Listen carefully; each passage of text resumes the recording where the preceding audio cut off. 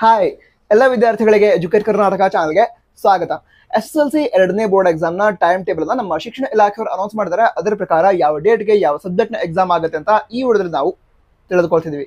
ವಿಡಿಯೋನ ಸ್ಟಾರ್ಟ್ ಮಾಡೋಣ. ಅದಕ್ಕಿಂತ ಮೊದಲು SSLC ಆದ್ಮೇಲೆ ಮುಂದೆ ಯಾವ ಕೋರ್ಸ್ ಅನ್ನ ಸ್ಟಡಿ ಮಾಡಬಹುದು ಇದ್ರ ಬಗ್ಗೆ ವಿಡಿಯೋನ ನಾವು ಅಪ್ಲೋಡ್ ಮಾಡಿದ್ವಿ. ವಿಡಿಯೋದ ಲಿಂಕ್ ಅನ್ನ ಡಿಸ್ಕ್ರಿಪ್ಷನ್ ಅದೇ ರೀತಿ ಟಾಪ್ ನೋಟ್ಸ್ ಕೊಟ್ಟಿರ್ತೀವಿ. ಪ್ರತಿಯೊಬ್ಬರು ಕೂಡ ಮರೀದೆ ಚೆಕ್ ಮಾಡಿ, ಓಕೆನಾ? ಸರಿ, ಈ ವಿಷಯವನ್ನು ತಿಳ್ಕೊಳ್ತಾ ಹೋಗೋಣ. SSLC ಎರಡನೇ ಬೋರ್ಡ್ ಎಕ್ಸಾಮ್ ಏನಿದೆ ಅದು ಜೂನ್ 7, 2024 ಸ್ಟಾರ್ಟ್ ಆಗುತ್ತೆ. ಜೂನ್ 14, 2024 SSLC ಎರಡನೇ ಬೋರ್ಡ್ ಎಕ್ಸಾಮ್ ನಡೆಯುತ್ತೆ.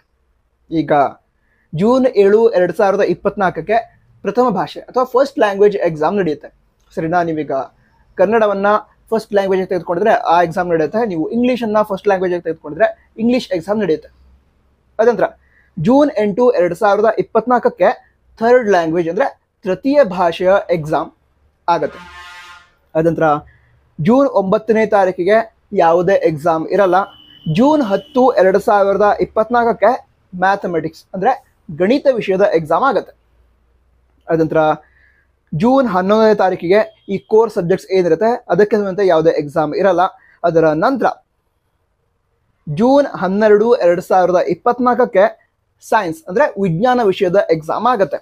ಅದರ ನಂತರ ಜೂನ್ 13, 2024 ಸೆಕೆಂಡ್ ಲ್ಯಾಂಗ್ವೇಜ್ ದ್ವಿತೀಯ ಭಾಷೆಯ ಎಕ್ಸಾಮ್ ಆಗತ್ತೆ. ನೀವು ಸೆಕೆಂಡ್ ಲ್ಯಾಂಗ್ವೇಜ್ ಆಗಿ ಇಂಗ್ಲಿಷ್ ಅನ್ನ ತೆಗೆದುಕೊಂಡಿದ್ರೆ ಇಂಗ್ಲಿಷ್ ಎಕ್ಸಾಮ್ ಆಗತ್ತೆ. ನೀವು ಸೆಕೆಂಡ್ ಲ್ಯಾಂಗ್ವೇಜ್ ಆಗಿ ಕನ್ನಡವನ್ನ ತೆಗೆದುಕೊಂಡಿದ್ರೆ ಕನ್ನಡ ಎಕ್ಸಾಮ್ ಆಗತ್ತೆ.